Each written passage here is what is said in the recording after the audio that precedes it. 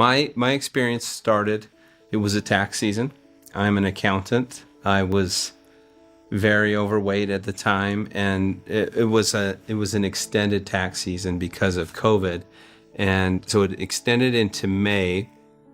I had COVID. I knew I had COVID, and it got pretty bad. I was really struggling to breathe, and I said, call an ambulance. There was kind of a piece of furniture in our hallway. My wife had just camped out with the kids in our living room the night before, and so we had some furniture in the hallway, and I just kind of positioned myself above the couch and just kind of fell onto the couch.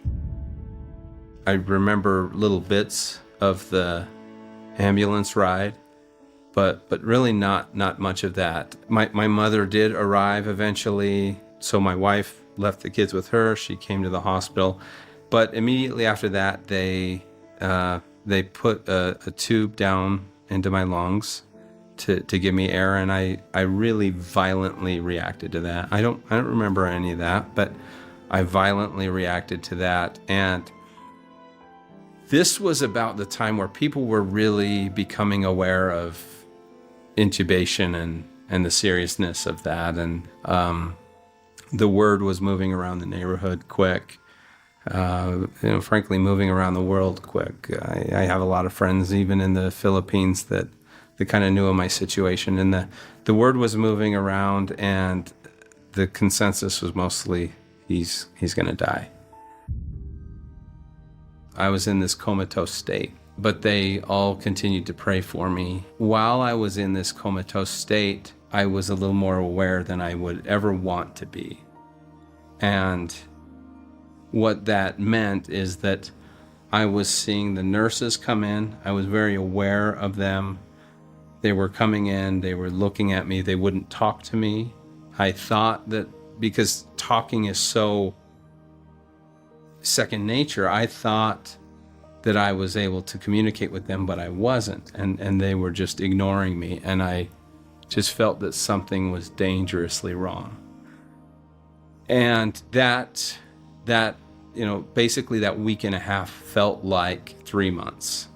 I as soon as I was able to speak, it felt like I was there for 3 months, and it was the most terrifying thing of my life. The nurses were great, doctors were great, but I didn't understand that. And so every moment was dark until it wasn't, and until my body was so weak that I was elsewhere.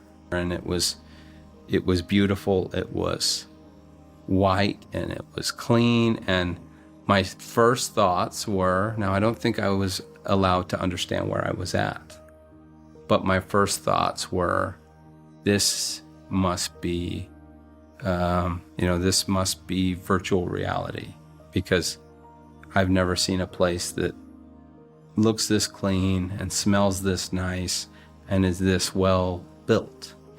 I was in this building that it was as if it had been molded, 3D printed out of a pearl element, and light just kind of escaped from every surface. There was no light bulbs, but there was light everywhere. But the thing that told me that this was not Earth, basically, was that it was so clean. Everything was just flawlessly clean. There wasn't a single problem, a single scratch in anything. Everything was so perfect in this other place, and had this strong feeling that it had been connected.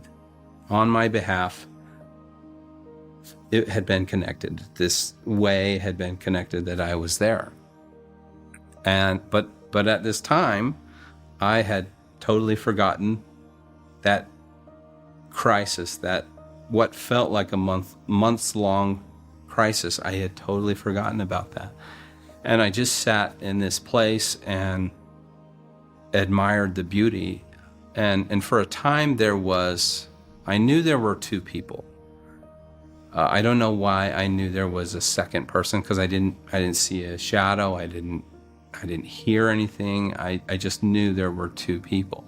One of those people I could see, and it was as if, for a time, it was as if there was kind of a separation between her and myself. But I saw her and felt no impatience. I just was in this place, and for the first time ever, time didn't matter. I didn't feel an urgency to do anything, to speak to anybody. I just was in this place and felt totally calm. And eventually this woman who was there, she approached, and our interactions were beautiful. I immediately felt like I knew her. And for a moment there, I thought about asking her name and asking the name of this other person that I was aware of. And real quickly, I was kind of embarrassed. Like, I know this woman. How can I ask her name? And so I didn't ask the question. I just adored this woman.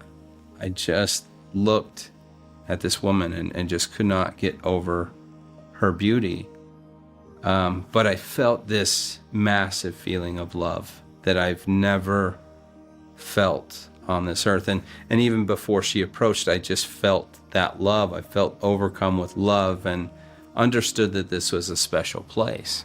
We continued to interact. Much of it, she wasn't speaking. I didn't see her mouth move, but I almost always heard a voice.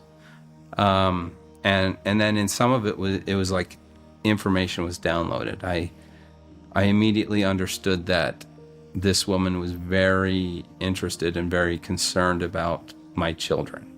It just meant a lot to me, and I understood that she was a very important person in my life. At one point, she finally had to tell me, "Hey, you are in the hospital dying." She had to tell me that, because where I was, that had no meaning, that had no importance to me. That had all those worries were just gone. The really poignant thing about that is I had never experienced something so awful in my life. To be fighting to breathe and not understand that the machine is breathing for me, but to fight and fight and fight and feel like I'm dying. Why won't I die? To that point, to where I was so devastated that I wasn't dying. But then to be somewhere where I had almost totally forgotten that that's the state I was just in, to feel such love and such beauty that I had to be reminded, hey, your body is in the hospital dying. That's how beautiful it was. But we went on and we interacted, and at some point she laughed at me. But it wasn't some offensive, I'm right, you're wrong laugh, or you're an idiot laugh. It was, I've got a 6-year-old kid who he'll be turning 6, and he says the silliest things, and I just hear those things and I just love him. I laugh and I love him, and it was that same feeling, that just like, I love you. A little bit of, okay, you don't get it, but I love you. That's what the laugh felt like. And that's the one moment where I remember her mouth actually moving as she was vocalizing anything. Well, soon enough, I found myself back in the hospital, and there may have been some signs that I was slightly aware in the hospital. They started to turn the TVs on, and it was a little bit horrifying, because once again I'm back in the hospital, and I'm under the influence of whatever it is to keep me in this comatose state, but I'm not totally there. It got really bad again, and once again I found myself elsewhere. And it was a little bit more immediate this time, where she just said, everything's going to be okay. And this wasn't spoken in words, but this was as if it was downloaded to me that she did say that in words, everything's going to be okay. But then she had spoken to me almost through downloaded information to say that she somehow intervened in my behalf. I don't know what that was, whether she, impressed something upon a doctor's mind or pled with God on my behalf. I don't know what that was, but I came to understand that she did in fact intervene on my behalf, and that was enough. So for that interaction, that was about it. And I soon found myself back in the hospital, and in the hospital, nothing changed. It was still this misunderstanding of what was going on, but I knew, I don't know how to explain it, but I knew the truth of what she said. And so even though I still misunderstood what was going on in my mind, I just knew that she had found a way out for me and that I was going to be okay. And a little bit of time passed, and I just had that confidence. The struggle with the nurses, they don't care about me, but she has come through for me. I was becoming more aware, and they were able to speak with me. I was able to mumble some things and communicate a little bit, and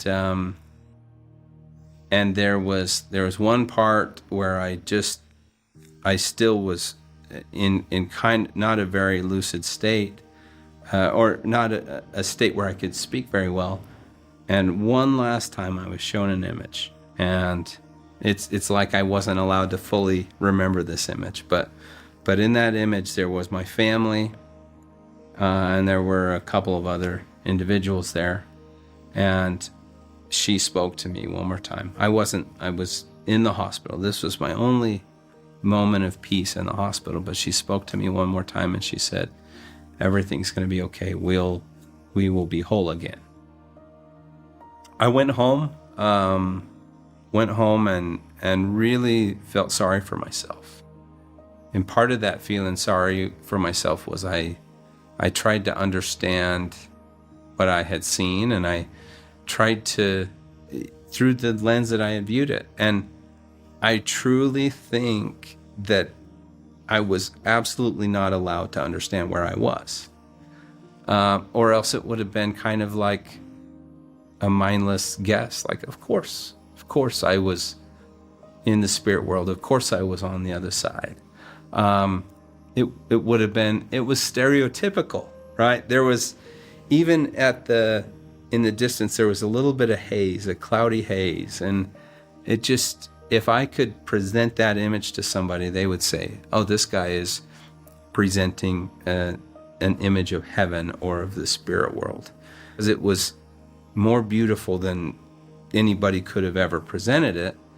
I think that that possibility had been taken from me. And so as I tried to understand what had happened, I was mostly confused by this woman. And I thought, okay, who is she? Is she a neighbor? I know she takes care of my kids. I know she loves my kids. Who is this woman? My daughter Whitney had passed away at 16 months. And this beautiful woman that I was speaking to was my daughter. And it all made sense. It made sense that why I wasn't allowed to know where I was. It made sense why my next door neighbor was concerned about that if. Like, why that there was even an if that I would fight. It made sense that I wasn't allowed to know her name or who she was. Because for a lot of years, and my last memory of Whitney was the doctors trying to resuscitate her. We knew she had a shortened life. She had a genetic condition, but my last memory was it was not a beautiful memory. And so often as I thought of Whitney, that's what I saw. And to be there in this woman's presence, and I felt all those same feelings that a father would feel to his daughter. When I looked at her and adored her and stared at her, it was all through the lens of a father. It was, even when I was in the hospital, I thought, why was it okay that I just looked at her like why was it okay that I just adored this woman? And it all became apparent that all those interactions were the same. A father to his daughter, just, as if you hadn't seen your daughter in all those years, and all of a sudden your adult daughter is there and you just adore her. You're so happy to see her. Those feelings were all as if I knew, except I didn't. And this all came back to me. I just had realized this at that time. And I also realized why she said what she said. She said, we'll be whole again. And it made perfect sense. It made perfect sense. And the one other item, so we lost Whitney at 16 months, and we lost our son Vincent with the same genetic condition at 8 years old. And it was clear to me, just clear as day, that there was a reason I was allowed to know this man was there, but I was not allowed to see him.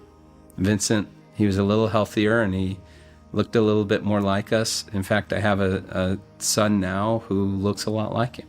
Somebody just walked into the house the other day and said, "Why do you have a picture of just Raymond?" And Raymond's sister said, "That's Vincent." And she said, "I don't know Vincent." But the beauty of that I was able to see things, but even if a little bit was taken from me. And part of the beauty of that is the importance of sticking around, because if I had seen what I saw and I knew what I was seeing, there may have been significant effort to stay there. There may have been effort to stay there, and I feel that it's a blessing to have seen and felt what I felt, even if I didn't fully understand where I was.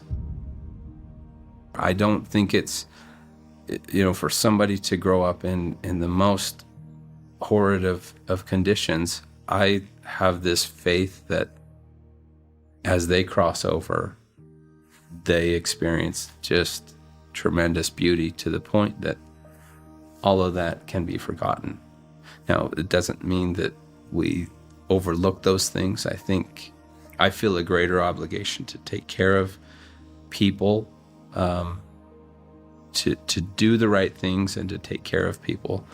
But what I think the big difference is a trust in God, that as we fail and as we experience these crises in our lives, that once we cross over, those things can and will all be solved. That there are failures throughout life. And my kids had the best doctors, imports from Italy, because they were the best geneticists in the world. And those doctors failed. Great doctors, but they failed. And I just have this overwhelming feeling that that all can and will be made whole. And particularly the idea that my lasting memory with Whitney was that moment of crisis, that moment where they moved her little body too quickly, too quickly for us, right? We were just so scared, and then her life ended. And to have that last, final, most meaningful memory replaced with the memory of this just overpoweringly beautiful woman, that memory is totally replaced. The memory is still there, and yet what I think of now is very different. I if anything, I'm slightly jealous, you know, slightly jealous of her, but happy that she's there, and very much more aware that she's also here sometimes, and hope that when those times come that I need to be spoken to, that I'm a little more aware of that.